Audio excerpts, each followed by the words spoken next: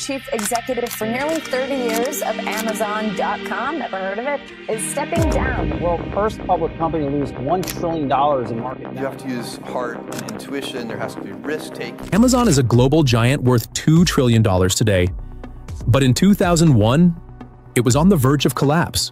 Jeff Bezos made a huge mistake that nearly destroyed the company until a simple coffee meeting with Costco's founder, Jim Sinegal, changed everything.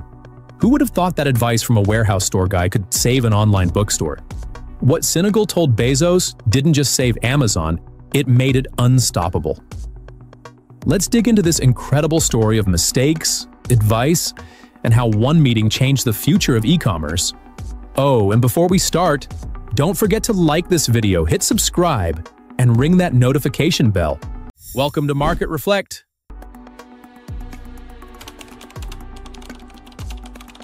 Ever wonder how a Starbucks inside a bookstore saved Amazon? Grab a cup. This story's brewed just for you.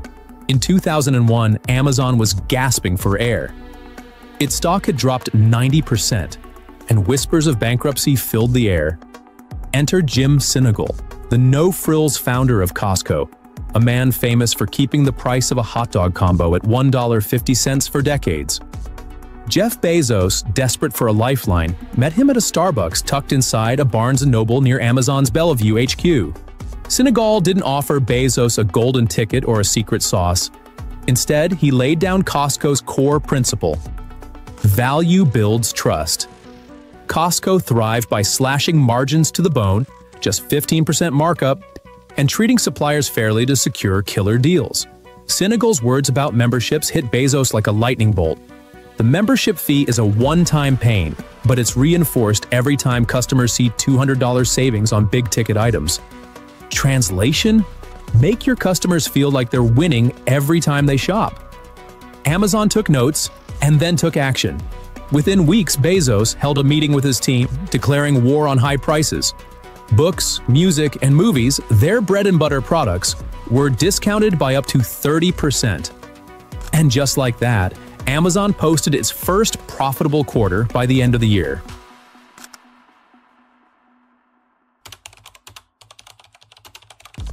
What do $35 billion a year and a $60 membership have in common?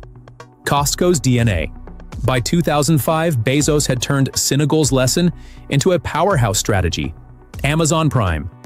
Inspired by Costco's membership model, Prime wasn't just about free shipping.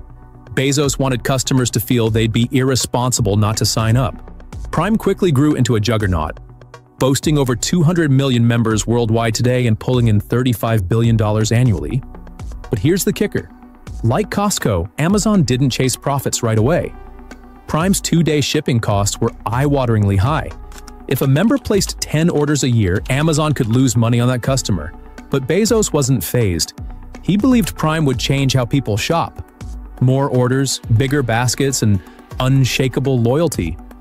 And he was right. Prime didn't just create loyal customers, it supercharged Amazon's supply chain. As orders soared, Amazon got better deals from suppliers, cut shipping costs, and increased its delivery speed. Talk about a virtuous cycle.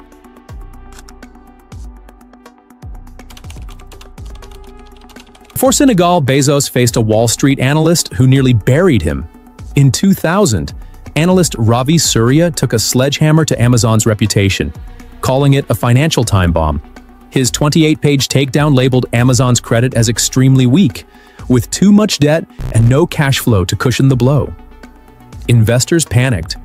The stock plummeted another 20% in a day, and by early 2001, shares were trading at a pitiful $10, a far cry from their $100 peak in 1999. Surya's grim prediction: Amazon would run out of cash by the end of 2001. Suppliers, already jittery, considered demanding upfront payments. If that had happened, Amazon's negative cash flow cycle could have reversed catastrophically. Yet somehow Amazon clawed its way back. They doubled down on frugality. Bezos' salary stayed at $81,840 for years, and prioritized free cash flow over profit. When the dust settled, Amazon had weathered the storm. But let's be clear, without the Costco-inspired pivot, the story might have ended there.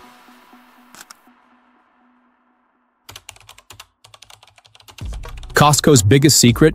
It gave away its profits. Bezos took that and ran with it. Jim Sinegal's operating philosophy was simple. When you grow bigger, you use that leverage to save customers more, not pocket the profits. Costco's razor-thin margins were legendary, but they paid off with $60 membership fees and unwavering customer loyalty.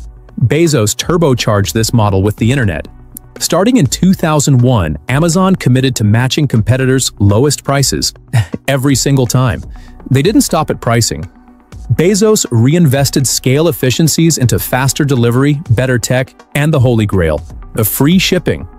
In his 2005 shareholder letter, Bezos summed it up perfectly. By relentlessly returning efficiency improvements to customers, we create a virtuous cycle that leads to long-term free cash flow. Translation: give customers a reason to come back and the profits will follow.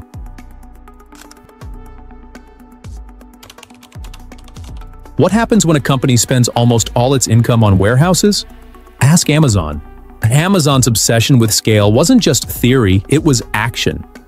In 1999, the company spent a staggering $287 million in capital expenditures on just $290 million in gross income.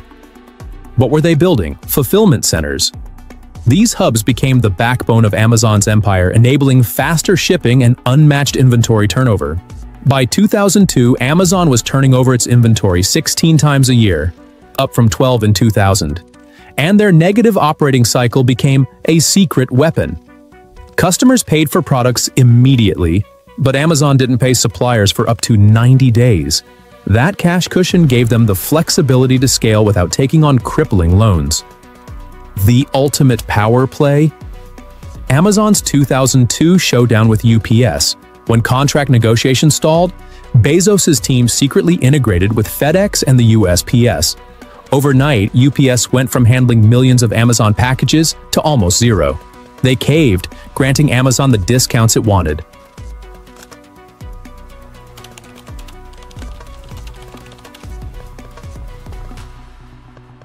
Regret, risk, and ridiculous growth. Amazon's origin story is anything but ordinary. In 1994, Jeff Bezos wasn't the billionaire we know today. He was a 30-year-old Wall Streeter who just walked away from a cushy job at D.E. Shaw, inspired by a 230,000% surge in web traffic. His guiding principle? Minimize regrets. Bezos imagined himself at 80, looking back on his life, and realized he'd regret not chasing the internet's potential. He chose books as Amazon's first product because they were pure commodities. Every customer got the same novel, whether bought online or in a store. By 1997, Amazon went public with $147.8 million in revenue and a $27 million net loss. Bezos made it clear in his first shareholder letter they'd prioritize growth and scale over short-term profits. That growth came at a cost. By the dot-com bubble burst, Amazon was saddled with debt, shaky cash flow, and mounting skepticism. Little did anyone know a coffee meeting would flip the script.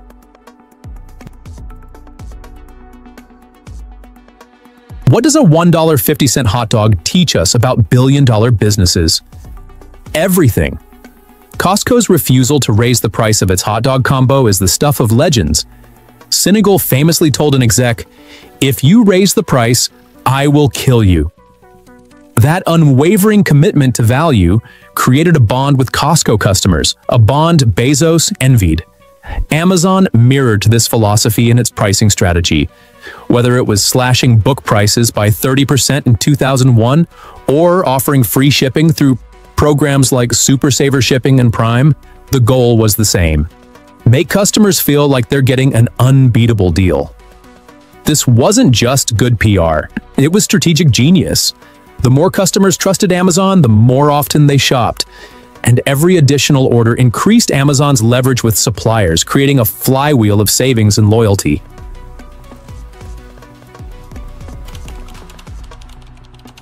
Patience isn't just a virtue, it's a billion-dollar strategy. While Wall Street obsessed over quarterly profits, Bezos played the long game. His strategy was rooted in Costco's playbook, but pushed to new extremes. Amazon invested heavily in innovation, fulfillment centers, and customer perks, even at the cost of short-term losses. For example, Prime's free 2-day shipping wasn't just a convenience, it was a behavioral hack.